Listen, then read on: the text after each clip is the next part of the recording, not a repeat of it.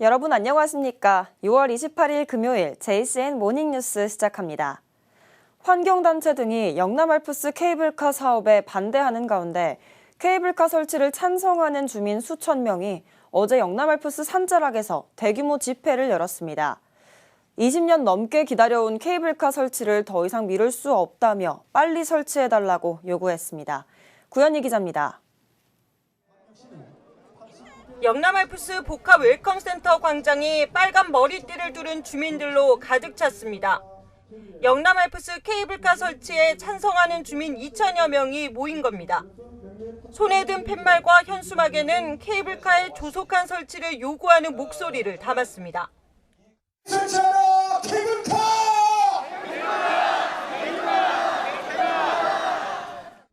집회에는 서울주 발전협의회 등 울산 지역 90여 개 단체 회원들이 참가했습니다.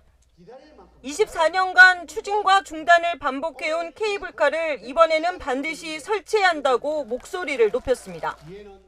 110만 시민은 원한다. 51만 명이 서명한 영남알프스 케이블카. 다른 데는 다 내는데 왜 우리만 안 내노? 상인들과 외식업계도 케이블카가 들어서면 관광산업이 활성화돼 지역 경제에 도움이 될 거라고 말했습니다. 너무나 긴 세월이었습니다. 너무나 힘들었습니다. 우리 상인들이 먹고 살 수 있도록 이 영남 알프스 케이블카 사업이 반드시 이루어질 수 있도록. 집회에는 교통약자로 분류되는 노인과 장애인 단체들도 함께했습니다.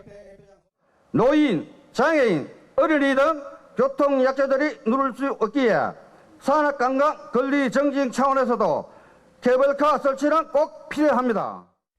영남알프스 케이블카 사업에 속도가 붙으면서 찬반 논쟁도 격화되고 있습니다. 앞서 케이블카를 반대하는 환경단체 등은 공개 토론회까지 요구하고 나섰습니다. 찬성하는 주민과 단체들은 앞으로 환경청과 국회 등도 찾아 의견을 전달할 예정입니다.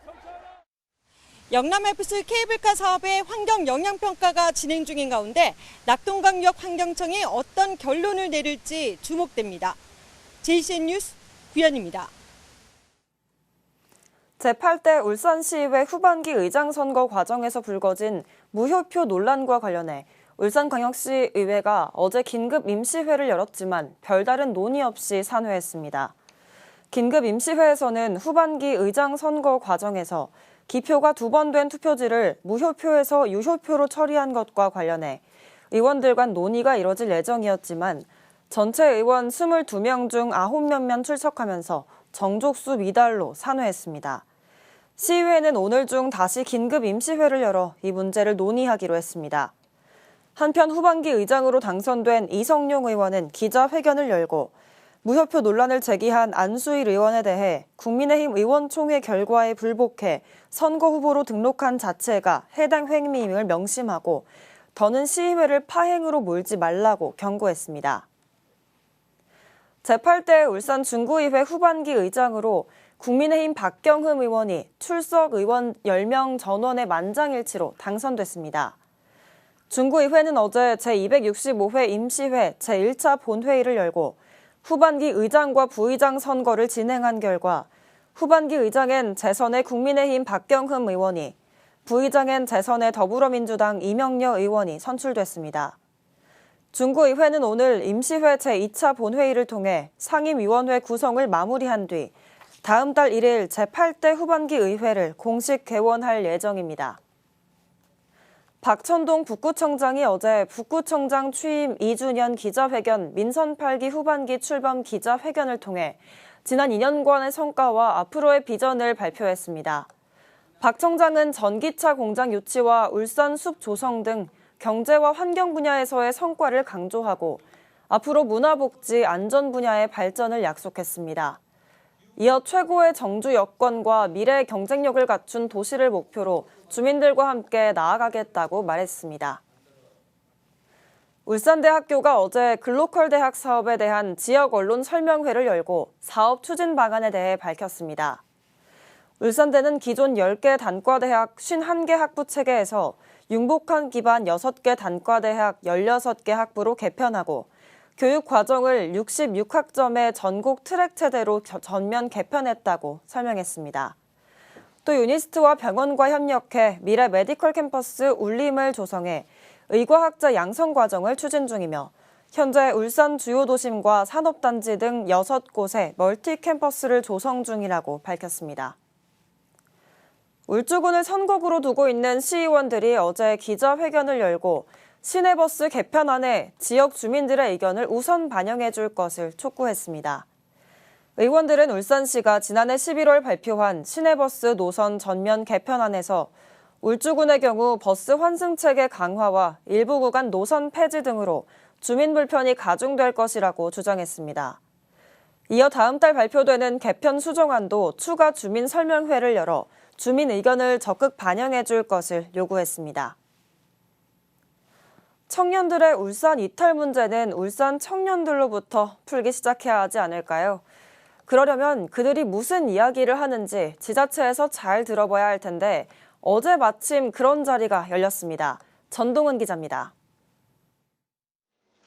울산시는 민선 8기 출범 2주년을 기념해 지역 청년들이 함께하는 브라운백 미팅을 개최했습니다. 브라운백 미팅은 식사를 하며 가볍게 토론하는 모임을 말하는데 이날 김두겸 시장과 청년들은 청년 정책에 대한 의견을 주고받았습니다. 김 시장은 포퓰리즘이 아닌 청년들에게 실질적인 도움이 될 수 있는 정책을 추진하겠다며 청년들의 목소리에 귀를 기울이겠다고 했습니다. 청년들께서도 이렇게 하면 좋겠다 하는 제언도 구체적인 제언도 좀 많이 줬으면 좋겠습니다. 준비하고 마련할 테니까 안을 가져왔으면 좋겠습니다. 이날 행사에선 각기 다른 분야의 대학생과 교수, 청년단체 구성원들이 모여 애로사항을 건의했습니다. 원산공단 근처에 상급병원이 현재 없습니다. 그래서 이 근처에 상급병원이 설립이 된다면 일자리가 늘어나서 청년들이 울산에서 더 지속해서 자리를 잡을 수 있을 거라고 저는 생각을 해서 간담회 이후에도 대학에선 추가 의견 전달을 위해 의견 수렴이 이어질 걸로 보입니다. 중학생 회장으로서 우리 직접적으로 청년들이 많이 있는 대학교의 대학생들과 좀 소통의 자리를 많이 마련해서 직접 학생들 의견을 듣고 그 의견을 정리해서 울산광역시에 전달하는 역할을 해보고 싶습니다. 울산시는 올해 청년정책 5개 분야에 1,195억 원의 예산을 투입해 구직 지원금, 지역 내 청년 이용 공간 확대 등 42개 사업을 추진하고 있다고 밝혔습니다. JCN 뉴스 전동훈입니다. 울산 인구가 5개월째 순유출된 것으로 나타났습니다. 통계청에 따르면 지난달 울산은 8,979명이 전입했지만 9,381명이 전출하면서 402명이 순유출된 것으로 나타났습니다. 특히 올해 1월부터 5개월 연속 인구가 순유출된 것으로 나타나 대책이 필요하다는 지적입니다. 울산 지역 부동산 중개업소가 1년 새 100여 곳 넘게 사라진 것으로 나타났습니다. 한국공인중개사협회에 따르면 5월 말 기준 울산 지역 부동산 중개업소는 2,082곳으로 지난해 같은 달 2,183곳에 비해 100곳 넘게 줄었습니다. 지역 부동산 업계는 아파트를 중심으로 거래량이 늘고 있긴 하지만 부동산 화랑가와 비교하면 절반에도 못 미치면서 불황을 견디지 못해 폐업하는 사례가 잇따르고 있다고 설명했습니다. 한국은행 울산본부와 울산상공회의소는 어제 울산 롯데호텔에서 울산의 서비스 산업 현황과 발전 방안을 주제로 공동 세미나를 열었습니다. 주제 발표자로 나선 산업연구원 박정수 선임연구위원과 울산연구원 이경우 실장은 제조업 기반인 울산의 서비스 사업 발전을 위해서는 전문기관 설립과 서비스 사업 발전 조례 제정, 그리고 소비의 역외 유출을 막을 수 있는 관광과 문화 인프라 확충 등이 중요하다고 말했습니다. 이어진 토론에선 청년 일자리 증진을 통한 젊은 층 유입과 지식 서비스 산업의 인재 확보, 소비자 중심의 서비스 산업 개선 등 다양한 의견이 제시됐습니다. 정밀한 기계적 움직임을 나노 단위로 제어가 가능한 새로운 고체 물질이 개발됐습니다. 유니스트 화학과 최원영 교수팀과 민승규 교수팀은 금속과 유기 화합물을 활용해 각각의 블록이 연결 고리로 이어진 모양의 기계 링크 구조 골격체를 만드는 데 성공했습니다. 개발된 골격체는 연결 부품 교체로 나노 단위의 정밀한 움직임까지 제어가 가능한 데다 탄성과 유연성을 가지고 기계처럼 움직이는 것이 가능해 나노 신소재 개발 분야에서 다양하게 활용될 걸로 기대되고 있습니다. 동구 대왕암공원의 야간 경관 계획 수립을 위한 용역 최종 보고회가 어제 관계 공무원과 관련 업체 등 10여 명이 참석한 가운데 열렸습니다. 이번 보고회에서는 야간 경관 사업 기본 구상과 비특화 연출 용역의 최종 결과를 발표하고 질의응답과 향후 계획 논의가 이어졌습니다. 김종훈 구청장은 동구의 대표 관광지에 경쟁력 있는 야간 조명을 구축하기 위해서는 단계별 사업 추진과 예산 확보 방안이 필요하다고 지적하고 부서별로 대책을 강구해 줄 것을 당부했습니다. 지역 경제를 살리기 위한 취지로 지난해부터 고향사랑 기부제가 도입됐습니다. 개인이 주소지 이외의 지자체에 기부를 하면 세액공제와 답례품을 받을 수 있는 제도입니다. 울산시와 5개 구군에도 꾸준히 고향사랑 기부금이 모이고 있는데요. 지금까지의 성적은 어떤지 라경훈 기자가 보도합니다. 내가 사는 곳을 제외하곤 다른 지역 어디든지 기부할 수 있는 고향사랑 기부제. 올해 전반기가 지나고 있는 가운데 울산시와 5개 구군에 모인 모금액은 큰 차이를 보이고 있습니다. 지난 14일 기준 울산 남구의 모금액이 1억 원을 돌파하면서 가장 많았고 반면 가장 적게 모인 북구는 1,000만 원을 조금 넘습니다. 현재까지 가장 많은 모금액을 달성한 남구에 이어 울주군과 동구, 중구와 울산시가 뒤를 이었습니다. 모금액이 가장 적은 북구는 남구와 9천만 원가량의 차이를 보입니다. 광역자치단체인 울산시도 가장 많은 누적 모금액을 기록한 남구의 4분의 1가량에 그쳤습니다. 답례품들 가운데 지자체 모두 한우가 가장 인기가 높은 것으로 나타났습니다. 울산시와 5개 구군 가운데 가장 먼저 1억 원을 돌파한 남구의 기부자는 840여 명. 기존 목표액을 1억 6천만 원으로 정했던 남구는 목표액을 더 늘릴 계획이라고 밝혔습니다. 올해 추진하고 있는 고향사랑 기금 사업인 신혼 임신부부 예방접종 지원 사업에 많은 분들께서 관심을 가져주신 것 같습니다. 앞으로 더 많은 홍보로 저희 목표한 금액보다 더 많은 기부금을 모으는 것이 목표입니다. 한편 기부금이 가장 적은 북구는 비교적 새로 생긴 지자체이기 때문에 모금액이 적다고 설명했습니다. 저희 같은 경우 이제 신생구라 가지고 97년에 처음 생긴 구잖아요. 그래서 그렇게 모금액이 많지가 않아요. 목표액은 없고요. 네, 왜냐면 공모사업을 할 정도의 금액이 아니기 때문에 저희는. 2024년 전반기 저마다의 목표 금액을 향해 나아가고 있는 울산 고향사랑 기부제. 그러나 각 지자체에서는 정성이 담긴 이 기부금을 앞으로 어떻게 사용하느냐에 따라 모금 실적도 달라질 것이라는 점을 잊지 말아야 할 것입니다. 최신 뉴스 라경훈입니다. 남구 SNS 서포트잔이 어제 남구청을 방문해 전남 보성군과 고향사랑 기부금 100만 원을 상호 기부했습니다.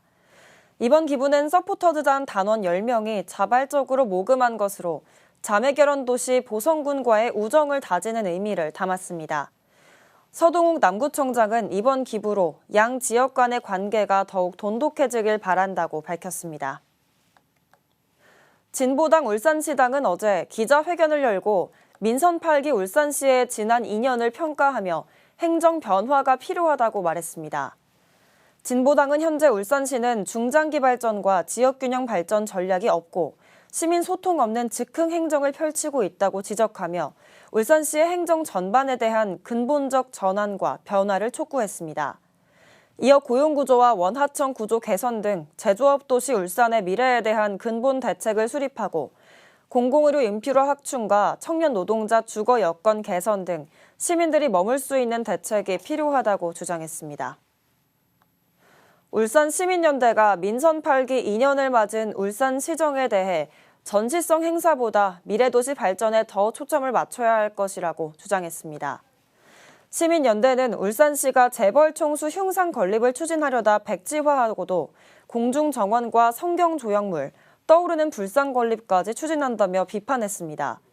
또 전국 최초로 사회서비스원을 없애는 등 합리적 근거 없는 기관 통폐합과 인사정책에도 전문성이 결여됐다고 주장했습니다. 시민연대는 민선 8기 울산시정 후반기 과제로 인구 감소와 지방 위기, 산업 전환과 지역 공동체의 미래, 공공교통 체계와 도시 변화 등 6가지를 제시했습니다.